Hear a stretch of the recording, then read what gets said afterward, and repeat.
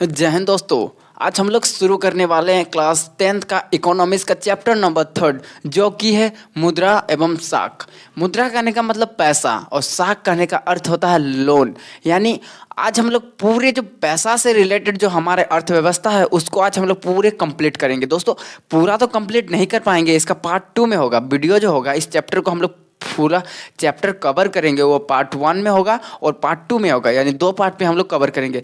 देखिए दोस्तों, वीडियो बनाने का मकसद ज़्यादा लंबा अगर बना देते हैं तो हो सकता है आप लोग इस वीडियो को पूरा वॉच नहीं करोगे। इसलिए हम क्या किए, आपके लिए भी आसान हो तो इसलिए हम आपको ये वीडियो छोटे छोटे टर्म्स में समझाने की कोशिश करेंगे। दोस्तों वीडियो ज़्यादा लंबा नहीं करेंगे और आपको भी पढ़ने में मज़ा आएगा दोस्तों, ठीक है।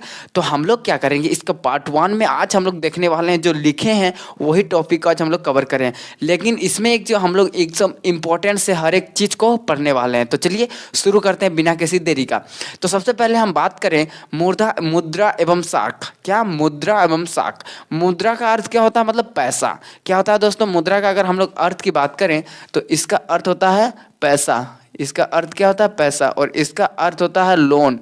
इसका अर्थ होता है लोन। माने जैसे बैंक क्या करती है, बहुत से बड़े बड़े किसानों को या फिर बड़े बड़े बिजनेसमैन या फिर छोटे किसान छोटे बिजनेसमैन जो अपना कार्य कर सकता है, यानी आप किसी भी क्षेत्र में आप अगर लोन लेते हो बैंक से तो वो पैसा आपको देगी, बदले में पैसा देती है ना, तो वही होता है लोन। यानी सरकार बैंक से हम लोग पैसा लेते हैं कुछ बदले में दे करके कि मेरा ऐसा स्थिति काम है, कुछ प्रॉब्लम दे करके, तो अगर वो हमें पैसा देती है तो वही पैसा देने की क्रिया क्या कहलाती है, लोन कहलाती है। क्या कहती है, लोन। देखे होंगे आप लोग, लोन लेकर कोई कोई गाड़ी खरीदता है, कोई कोई अपना बिजनेस शुरू करता है या फिर कोई अपना घर बनाता है, तो बहुत सारे ऐसे कार्य होते हैं तो लोन की सहायता से हम लोग कर पाते हैं दोस्तों। तो आज हम लोग क्या पढ़ने वाले हैं, मुद्रा एवं लोन के बारे में, पैसा और लोन देने के बारे में ही बात करने वाले हैं, ठीक है। तो पहला टॉपिक हम लोग बात करेंगे, मुद्रा विनिमय का एक साधन माध्यम कैसे है। दोस्तों आज से बहुत साल पहले, लगभग मान के चलिए हम लोग बात करें तो आज से 19वीं शताब्दी के समय, 19वीं ईस्वी के समय क्या होता था, जो हम लोग जो वस्तु को आदान प्रदान किया जाता था, विनिमय, मुद्रा का एक विनिमय का माध्यम था दोस्तों। उस समय क्या किया जाता था कि मान के चलिए कोई व्यक्ति को अगर कोई पैसा की मतलब सामान की जरूरत है तो जिस व्यक्ति के पास कुछ सामान है ना, तो वो उस बदले में वो सामान उस दूसरा व्यक्ति को देगा, उसके बदले में उसकी जो जरूरत है उस व्यक्ति को, वो उसके बदले में वो सामान लेगा। समझ में नहीं आया? देखिए ध्यान से समझिए। मान के चलिए ये है राम, ठीक है। राम है, राम जो कि काम करता है, ये मिट्टी का घड़ा बनाता है, इसके पास बर्तन बनाता है, इसके पास क्या है, बर्तन है, इसके पास क्या है, बर्तन है, ठीक है। तो ये क्या करता है, इसके पास बर्तन है, लेकिन दूसरा एक व्यक्ति है जिसका नाम है मोहन, दूसरा एक व्यक्ति है जिसका नाम है मोहन। मोहन क्या करता है, मोहन क्या करता है, यह चप्पल बेचता है, यह चप्पल बेचता है दोस्तों। मोहन क्या करता है, चप्पल बेचता है। उस समय क्या होता था, अगर इस मोहन को क्या चाहिए, बर्तन की आवश्यकता है, ठीक है, मोहन को बर्तन की आवश्यकता है, तो ये सीधे कम इससे बात करेगा राम से कि भाई तुम क्या करो, हे देखो ये जो मेरा चप्पल है, ये चप्पल तुम एक जोड़ा लो और उसके बदले में क्या करो, तुम हमको एक जोड़ा बर्तन दो। मतलब सामान का अदला बदली करता था। क्या करता था, सामान का अदला बदली करता था। मान के चलिए अभी हम लोग देखें दोस्तों में, ये अक्सर अभी भी होता है दोस्तों में, अगर किसी दोस्त का अगर आपको चप्पल अच्छा लग गया ना तो आप उसको दीजिएगा ही नहीं। हम लोग का ऐसे दोस्ती, लड़का का दोस्ती इस तरह होता है, अगर हम मान के चलिए हमको कोई किसी लड़का का चप्पल अच्छा लगा, किसी दोस्त का चप्पल अच्छा लगा तो हम हथिया लेंगे, उसको देंगे ही नहीं, तुम मेरा वाला रखो। उसी तरह का उस समय क्या होता था कि वस्तु को विनिमय किया जाता, मतलब वस्तु चलता था। इसमें क्या होता था ना, इसमें बहुत ही परेशानी का सामना करना पड़ता था। वो कैसे, देखिए दोस्तों, अगर हमें इस व्यक्ति, मान के चलिए मोहन, मोहन को बर्तन खरीदना था तब जाके राम के पास आया, ठीक है, और राम को भी क्या खरीदना था, चप्पल, इसलिए ना इसके पास आया। अगर मान के चलिए मोहन को चप्पल तो ये बर्तन तो खरीदना था लेकिन इसको बर्तन बेचना नहीं था, तब ये कहाँ जाता। ऐसा तो नहीं है कि ये हमेशा इसको उसी व्यक्ति मिले जो इसकी इसकी तलाश है, इसकी जिस जो व्यक्ति ये खोज रहा है, यह जो व्यक्ति को खोज रहा है, कि वो हमेशा वैसा थोड़े हो सकता है कि वही व्यक्ति इसको मिले। ऐसा भी तो सकता है ये बर्तन के जगह ये जूता बेचिए, ये जूता बेचेगा, ठीक है, और ये क्या बेचेगा, ये इसको क्या जरूरत है, बर्तन जरूरत है, तो फिर क्या इससे दे के कुछ फायदा होगा, या फिर ये इसको बेचबो नहीं करेगा, ठीक है। तो वैसी स्थिति में क्या होता था, बहुत ही परेशानी का सामना करना पड़ता था उस समय। जबकि अभी यदि बात करें तो आप हम पैसा दीजिए, बदले में आपको पूरा दुनिया का हर एक चीज़ मिल जाएगा, पैसा दीजिए सब कुछ मिल जाएगा। तो पहले जो हम लोग का जो मुद्रा था यानी पैसा था, उसका जो लेन देन विनिमय का जो माध्यम था दोस्तों, वो वस्तु विनिमय कहा जाता है दोस्तों। ये टर्म्स बहुत ही इंपॉर्टेंट है हम लोग के एग्जाम के पॉइंट ऑफ व्यू से। क्या कहा जाता है? वस्तु विनिमय। ये टर्म्स विनि वस्तु विनिमय दोस्तों, ये इंपॉर्टेंट है। वस्तु विनिमय आखिर क्या कहता है कि जब पुराने जमाने पे जब पैसा नहीं हुआ करते थे, तब क्या करते थे लोग? वस्तु का आदान प्रदान, मतलब तुम मेरा सामान तो लो, बदले में तुम मेरा सामान अपना सामान दो। जो मेरा जरूरत है वो तुम लो, और जो तेरा जरूरत है वो लो मेरे से। मतलब क्या करते थे वे लोग? वस्तु का आदान एक्सचेंज करते थे, सब वस्तु को एक्सचेंज करके लेन देन काम करते थे दोस्तों। तो उसी को जो लेन देन कहा जाता है, उसी को हम लोग क्या कहते हैं? वस्तु विनिमय कहते हैं। क्या कहते हैं? वस्तु विनिमय। तो वस्तु विनिमय आखिर क्या है ना? वस्तु विनिमय पुराने जमाने में पुराने जमाने में होने वाली जो क्रिया थी कि वस्तु को आदान प्रदान करके जो हम लोग का जो अर्थव्यवस्था चलती थी, यानी हमारे समाज में हम लोग जीवित रहते थे, उसी को हम लोग क्या कहा जाता है? वस्तु विनिमय। तो दोस्तों मुद्रा विनिमय का जो एक माध्यम है, उसमें क्या होता था? वस्तु विनिमय, इसमें एक टॉपिक आता है दोस्तों, तो उसको हमें पढ़ना जरूरी है दोस्तों। ठीक है, तो यहाँ तक क्लियर हो गया। आप जैसे जैसे, ये तो हमारा पुराना जमाने में हुआ, उसके बाद धीरे धीरे जैसे हमारा मॉडर्न आया यानी आधुनिक हुआ, आधुनिक में हम लोग का जो मुद्रा आ जाता है यानी पैसा, वही टॉपिक है मुद्रा का आधुनिक रूप। धीरे धीरे धीरे जो हमारा पैसा है वो धीरे धीरे आधुनिक बनते गया। और जब आधुनिक बना, लेकिन अचानक हम लोग के पास पैसा एकदम नोट नहीं आया, कागजी नोट नहीं आया। उससे पहले हम लोग के पास सिक्का के रूप में चांदी के सिक्के हुआ करते थे, सोने के सिक्के हुआ करते थे। वो राजा महाराजाओं के समय जब हम लोग का काल था, उस समय जो हम लोग का जो सिक्के यानी मुद्रा हुआ करता था, वो सोने चांदी के, उसी हिसाब से हम लोग वस्तु आदान प्रदान करते थे दोस्तों। लेकिन जो वस्तु विनिमय वाला कंसेप्ट है वो खत्म हो चुका था। जब हम लोग मतलब आधुनिक भारत में हम लोग एंट्री करते हैं, तब हम लोग का जो वस्तु विनिमय था वो बहुत ही कम जगह पर दिखाई देता था। उसके ज़्यादातर जगह पर क्या दिखाई जाता था? मतलब कुछ सिक्के आए जाते थे, सोने के सिक्के हो, चांदी के सिक्के हो, कुछ सामान खरीदा, उसके बदले में वो जितना हो सके उसका मूल्य के हिसाब से वो सोने के सिक्के या फिर चांदी के सिक्के दिया करते थे दोस्तों। ये आधुनिक रूप में। और धीरे धीरे जब और हम लोग का डेवलप होते गया, तब हम लोग का आता है क्या? करेंसी। क्या आता है? करेंसी दोस्तों। तो यह जो करेंसी हम लोग को पढ़ना एकदम इंपॉर्टेंट है दोस्तों। देखिए करेंसी आखिर हम लोग किसे कहते हैं? देखिए ये ध्यान दीजिएगा, करेंसी क्या करता है दोस्तों? किसी विशेष देश में क्या किया जाता है? एक स्पेसिफिक, मतलब एक विशेष किसी एक अच्छी चीज़ या कागज़ को, उस पर उसका जो भारत सरकार का जो मोहर लगाया जाता है, यानी भारत सरकार का जो सबसे बड़ा बैंक जिसे हम लोग क्या कहते हैं? आरबीआई कहते हैं। वो आरबीआई जब उस पर मोहर लगाकर एक मान्यता प्राप्त करती है उस नोट को, उसी नोट को पूरे भारत पर लागू किया जाता है। भारत पर वही नोट पूरे हर एक क्षेत्र में मान्यता होता है। तो उसी को हम लोग क्या कहते हैं? करेंसी के रूप में जानते हैं दोस्तों। तो वही जो करेंसी है, वो यदि हम लोग बात करें भारत में, तो वह करेंसी क्या कहलाती है दोस्तों? वो करेंसी कहलाती है रुपया। क्या कहलाती है? तो पाकिस्तान सरकार क्या करती है?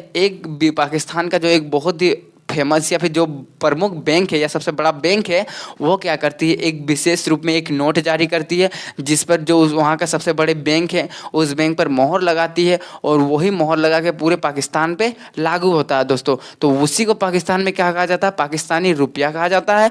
तो वो क्या हुआ? पाकिस्तान की करेंसी हुई। वहीं अगर बात करें हम लोग भारत में क्या कौन सी करेंसी आती है दोस्तों? भारत में रुपया आती है। वहीं अगर बात करें बांग्लादेश, ठीक है, बांग्लादेश की राजधानी क्या है? बांग्लादेश की राजधानी ढाका है दोस्तों।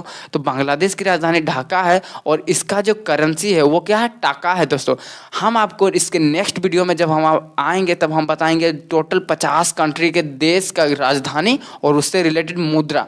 इसके नेक्स्ट वीडियो में हम आपको बता देंगे दोस्तों, टोटल कितना 50 कंट्री के बारे में हम आपको बता देंगे दोस्तों। ठीक है, तो बस आपको 3 चीज़ें अभी याद रखना है, एक तो पाकिस्तान की, एक तो बांग्लादेश की, और एक तो भारत की। और जो हमारे मतलब अभी आपके टर्म्स में आपको याद रखना है, पड़ोसी, जो भारत के पड़ोसी देश हैं, उसकी करेंसी याद रखनी है और उसकी राजधानी याद रखनी है दोस्तों, क्योंकि ये हमारे एग्जाम में कभी भी पूछ सकता है दोस्तों। ठीक है, यहाँ तक क्लियर हो गया। तो करेंसी क्या होता है दोस्तों? करेंसी एक विशेष प्रकार का नोट होता है, जो क्या करती है? किसी देश की सरकार उस पर जारी करती है, साथ ही साथ उस पर मोहर लगाती है।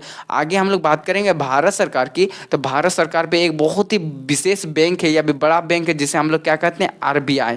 क्या कहते हैं? आरबीआई। इस पर एक टर्म्स आता है दोस्तों, आरबीआई। क्या आता है? आरबीआई। क्या टर्म होता है? RBI, reserve bank of India, reserve bank of India दोस्तों, ठीक है। तो उसको हम लोग बाद में पढ़ेंगे। तो उसके बाद हम लोग बात करते हैं बैंकों में निक्षेप। देखो इसी टर्म्स में हम लोग का जो RBI आएगा, फिर ये चेक द्वारा भुगतान आएगा और ऋण से संबंधित गतिविधि आएगी। तो जो ये बैंकों से संबंधित निक्षेप है, इसी को हम लोग आज इसी जो हम लोग का वीडियो का लास्ट टॉपिक मान के चलते हैं हम लोग, क्योंकि इसी पर तीनों चीज़ कवर हो जाएगा दोस्तों, ठीक है।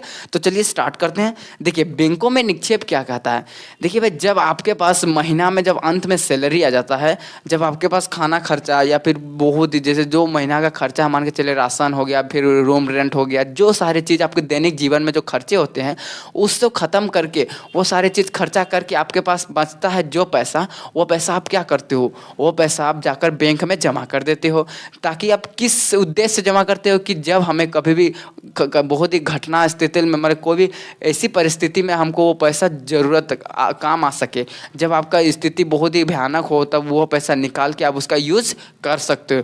इसी के नज़रिए से, इसी के सोच से, इसी के मेंटेलिटी से आप क्या करते हो, पैसा बैंक में जमा करते हो दोस्तों।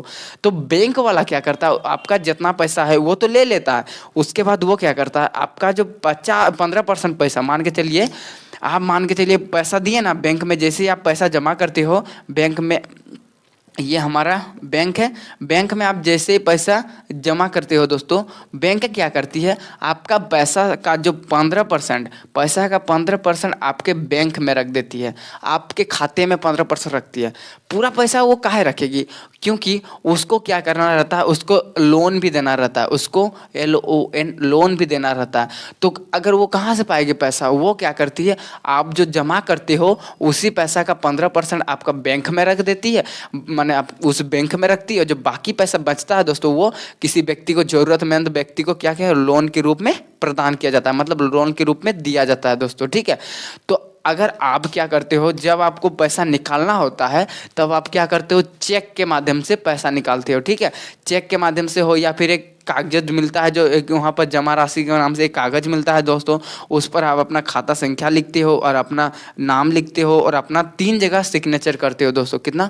3 जगह सिग्नेचर, और उस दिन का डेट लिखते हो, सिग्नेचर करते हो, तब जाके आपको पैसा मिल दिया जाता है। अगर आप ये फॉर्मेलिटी अगर पूरा नहीं करते हो, अगर ये कानून अगर पूरा नहीं करते हो, आप ऐसे ही जाते हो ना कि मेरा पैसा तो हम आपको पैसा रखने दिए थे, झाड़ के निकाल देगा, बाहर कर देगा। क्यों? क्योंकि जो बैंक है, बैंक का भी कुछ नियम कानून है दोस्तों, बैंक का भी कुछ नियम कानून। अगर आप एकदम एकदम हीरो बन के जाइएगा कि नहीं सब कुछ हम ही हैं, हमको पैसा तो हम आपको दिए थे, वो पैसा हमको दो, वैसा कभी नहीं होता है, क्योंकि वो नियम कानून के द्वारा कुछ वो नियम फॉलो करता है। अगर बैंक वैसा करेगी ना, तो ऊपर में इसका दद्दू बैठा है, बैंक के ऊपर कौन बैठा है, RBI। हम आगे आपको पढ़ाएंगे RBI, इसी वीडियो में आज हम लोग पढ़ने वाले हैं RBI के बारे में, ठीक है।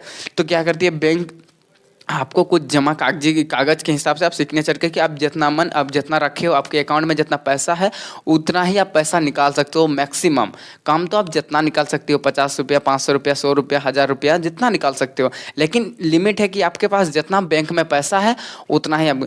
देखिए बैंक में पैसा रखने का एक फ़ायदा होता है, आपको इंटरेस्ट मिलता है कुछ परसेंट, जो है बहुत ही कम परसेंट, 15% हो, 20% हो, 10% हो, आपको इंटरेस्ट पैसा के हिसाब से लगता है। पैसा के हिसाब से अगर आपके पास लाख रुपये से अधिक पैसा है तो आपको सूद भी अधिक अच्छा मिलेगा, अच्छा खासा सूद मिलेगा दोस्तों। 1000 रुपया महीना में आपको सूद बन जाएगा दोस्तों, ठीक है।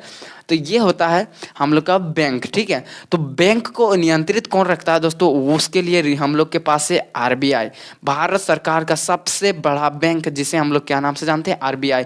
वही RBI क्या करती है, हमारे भारत में जितना नोट है, पैसा है, उस पर क्या लगाती है, मोहर लगाती है, और मोहर लगाने के बाद क्या करती है, वही पैसा जारी करती है दोस्तों। RBI लिख दे, आप लोग देखे होंगे हर एक नोट पर क्या लिखा होता है, RBI, भारतीय रिजर्व बैंक लिखा हुआ रहता है दोस्तों। तो वही जो नोट जारी करती है वो कौन करता है, RBI करता है।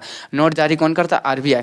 तो देख लेते हैं हम लोग RBI के बारे में पूरे अच्छे से, टर्म्स के बारे में। देखिए RBI का जो स्थापना हुआ था दोस्तों, वो हुआ था 1935 को हुआ था दोस्तों। कब हुआ था, 1935 को। और RBI का जो स्थापना हुआ था 1935, अगर बात करें हम लोग, वो कितना डेट है, 1 अप्रैल है, कितना, 1 अप्रैल कितना है, 1 अप्रैल 1935। RBI का जो गठन होता है दोस्तों, वो होता है 1 अप्रैल 1935।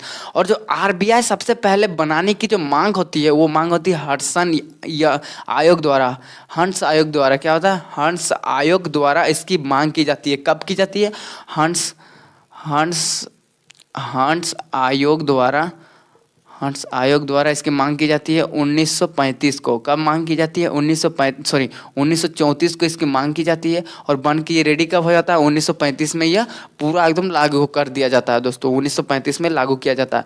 यदि बात करें हम लोग इसके जो अभी वर्तमान में जो इसके अध्यक्ष हैं उसे हम लोग कहते हैं शक्तिकांत दास। शक्तिकांत कौन है? शक्तिकांत दास है दोस्तों। पूछा जा सकता है आरबीआई का जो वर्तमान में गवर्नर है वो कौन है? शक्तिकांत दास से। बात करें आरबीआई का जो प्रथम गवर्नर था वो कौन था? ओसबर्न स्मिथ था। प्रथम गवर्नर, आरबीआई का प्रथम गवर्नर ओसबर्न स्मिथ। कौन था? ओसबर्न स्मिथ। ठीक है। और यह तो विदेशी था, ये विदेशी था। भारत में जो प्रथम आरबीआई के जो प्रथम भारतीय गवर्नर की यदि बात करें, आरबीआई के जो प्रथम भारतीय गवर्नर की बात करें तो वो कौन था? सीडी देशमुख था। कौन था? सीडी देशमुख जी थे। कौन थे? सीडी देशमुख। दोस्तों आरबीआई के बारे में हम आपको पूरे डिटेल से वीडियो बना दिए हैं, हमारे डिस्क्रिप्शन में उसका लिंक दिया गया है। आप जाके वो आरबीआई के बारे में पूरे अच्छे से पढ़ सकते हो दोस्तों। ठीक है। तो इसमें ज़्यादा हम लोग टाइम वेस्ट नहीं करेंगे, आगे हम लोग बात करेंगे उसके नीचे हम लोग का बैंकों में ऋण संबंधी जो गतिविधियाँ है दोस्तों उसके बारे में। तो हम बात करें मोटे मोटी तौर पर जो आरबीआई है, आरबीआई का स्थापना कब होता है? 1 अप्रैल 1935 को होता है। हंस आयोग द्वारा इसकी मांग की जाती है। कब की जाती है? 1934 को की जाती है दोस्तों। और इसका जो प्रथम गवर्नर था वो कौन था? ओसबर्न स्मिथ था। और इसका प्रथम भारतीय गवर्नर था वो कौन था? सीडी देशमुख था। और इसका वर्तमान में यदि बात करें गवर्नर वो कौन है? वो है हमारे शक्तिकांत दास जी। कौन है? शक्तिकांत दास जी। ठीक है। तो यहाँ तक आरबीआई के बारे में क्या क्लियर हो गया। और आरबीआई का काम क्या है दोस्तों? यह क्या करती है? यह जो हमारे जो भारत में जितना सारे बैंक है उस पर क्या करती है? नियंत्रण रखती है। क्या करती है? नियंत्रण रखती है दोस्तों। ठीक है। और बात करें आरबीआई का जो मुख्यालय है दोस्तों, मतलब हेडक्वार्टर, वो कहाँ है? मुंबई में है। आरबीआई का जो हेडक्वार्टर है वो कहाँ है? मुंबई में दोस्तों। ठीक है। तो आरबीआई के बारे में क्लियर हो गया। अब यही क्या करती है, जो हम लोग का जो भारत में जितना सारे बैंक है उस पर क्या करती है?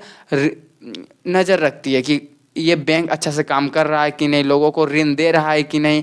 तो वो जो लोन देने की जो क्रिया है दोस्तों वो कौन करता है? बैंक करता है। लेकिन उसके ऊपर भी निगरानी कौन रखता है? आरबीआई रखता है दोस्तों। तो चलिए अब हम बात कर लेते हैं लोन के ऊपर संबंधित, बैंकों में ऋण संबंधित गतिविधियां, इसके बारे में बात कर लेते हैं। देखिए, जब भी अगर आप कभी भी लोन लेने जाते हो तो सबसे पहले उस वो व्यक्ति आप क्या पूछेगा? आपका काम क्या करते हो? क्यों क्यों ऐसा पूछता है?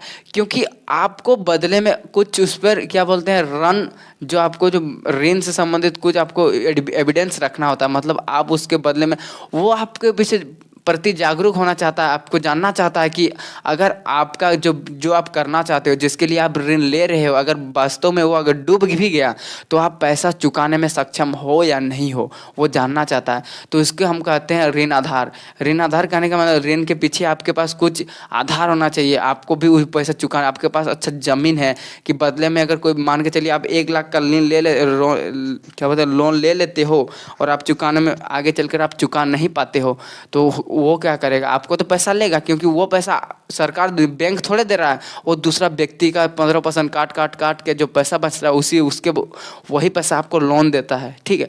तो उसको भी तो देना है ना, जो बाकी आदमी आएगा कि पैसा लेने के लिए, तो वो कहाँ से देगा? तो उसी लिए क्या किया जाता है, जिसको भी लोन दिया जाता है उसके बदले में उसको उसका जो कुछ जो कागजात हैं, मतलब उसका जो प्रॉपर्टी है उसको क्या बोलते हैं एविडेंस के रूप में रखा जाता है। मतलब उसको साइन करके उस पर रखा जाता है दोस्तों। ठीक है। तो वही जो ऋण के जो संबंधित गतिविधि है, तो पहला होता है हम लोग का जो जमीन से रिलेटेड जितने सारे कागजात हैं उसके बदले में आपको कुछ जमीन के कागजात आपको रखना होता है। उस जो आप वहाँ से ऋण लोगे वहाँ पर आपको वो पैसा देना होगा। मतलब वो जो ज़मीन का जो कागजात है वो बैंक वाले को देना होगा। साथ ही साथ आपको कोई, अगर आप व्यापार करते हो यानी आपके पास कोई बड़ा दुकान है तो वो दुकान का भी कागजात हो, या फिर आप उसको एविडेंस देना होगा कि हम इतना पैसा कमाते हैं मंथली। हाँ, तब जाके अगर वो बैंक वाला अगर समझे कि ये व्यक्ति मेरा जो लोन है वो चुकाने में सक्षम है, तब जाके वो पैसा देगा। बैंक वाला को भी बहुत प्रेशर रहता है दोस्तों। ऐसे ही नहीं, बैंक मैनेजर बनना बहुत आसान बात नहीं है, उसमें बहुत सारे प्रेशर हैंडलिंग झेलना पड़ता है। बैंक का जो टाइमिंग होता है दोस्तों 10 बजे से 4 बजे होता है, लेकिन कभी कभी क्या कर देता है बैंक वाला जल्दी ही बंद कर देता है। क्या है, क्योंकि जब आपका बैंक आप जितना भी खत्म बंद कर दिया ना, उसके बाद वे लोग का छुट्टी तभी भी नहीं होता है। वो लोग क्या करते हैं, जितना दिन का लिस्ट, कितना व्यक्ति आया, कितना पैसा ट्रांजेक्शन हुआ, कितना खाता खुला, पूरा A to Z का लिस्ट तैयार करके आज का रिपोर्ट दे करके पैसा कितना आया था, उतना कितना खर्च हुआ, वो सारे रिपोर्ट एकदम जारी करके उसके बाद बैंक में मैनेजर, जो बैंक वाले जो स्टाफ होते हैं, वही लोग जाते हैं। दोस्तों आप जाके बैंक वाले से आप बदतमीजी करते हो, वैसा नहीं करना चाहिए। हालांकि बैंक वाला भी बहुत बदतमीजी भी करता है, बैंक वाला भी बहुत अलग अलग काम करता है। दोस्तों अगर कोई अनपढ़ व्यक्ति है ना, मान के चलिए कोई व्यक्ति समझने नहीं सकता है किसी भी कार्य को, किसी भी लिखा हुआ चीज़ को, तब पर भी वो व्यक्ति बोलता है कि ये लाओ वो करो हाउ करो, और वो जान रहा है कि इस व्यक्ति के सक्षम नहीं है, तब पर भी बोलता है। लेकिन वैसा नहीं, वो व्यक्ति वो स्टाफ को समझना चाहिए ना कि ये व्यक्ति पढ़ने में सक्षम नहीं है, समझने में सक्षम नहीं है, तो सिंपल भाषा में बोले। लेकिन नहीं, बैंक वाला भी अपना एटीट्यूड में रहता है। बहुत से ऐसे बैंक हम देखे हैं, हम लोग के पास भी, हम लोग का जो गांव का साइड का जो बैंक है, वहाँ पर जो कार्य होता है वो अच्छा से नहीं करेगा, आपको भगा देता है। ठीक है, तो ये सारा भी उन लोग के पास भी कोई दिक्कत नहीं, उन लोग के पास भी टेंशन रहता है और हम लोग के पास भी टेंशन रहता है, इसीलिए तालमेल हो जाता है दोस्तों। ठीक है, तो जो बैंकों से जो ऋण जब देती है सरकार, तो उसके बदले में क्या किया जाता है, बहुत सारे पैसे आपको, बहुत सारे कुछ आपका कागजात हो, या फिर आपको जो जिस क्षेत्र पे आप ले रहे हो वो क्षेत्र पे आपका काम सक्सेस होगा कि नहीं होगा, ये सारे चीज़ आपको देखती है सरकार, ये सारी चीज़ आप पे करती है, तब जाके आपको ऋण देती है दोस्तों। ठीक है, ऐसे आपको ऋण नहीं दे देगी। तो आई होप दोस्तों जो आपको ऋण से संबंधित गतिविधियाँ ये भी आपको अच्छी तरह से क्लियर हो गया। बैंकों में निक्षेप हमने देखा किस तरह बैंक क्या करती थी, आपका पैसा लेती है, आप जमा करते हो, उसके बदले में वो 15% पैसा रखती है, बाकी पैसा वो लोन के रूप में किसी दूसरे व्यक्ति को देती है, ज़रूरतमंद व्यक्ति को दोस्तों। ठीक है, तो आई होप दोस्तों ये जो हम लोग चैप्टर है इसका पार्ट 1 अच्छे से क्लियर हो चुका होगा। तो इसका नेक्स्ट वीडियो में हम इससे आगे से शुरू करेंगे और चैप्टर को ख़त्म करेंगे दोस्तों। ठीक है, तो जय हिंद दोस्तों, बने रहिए वीडियो को।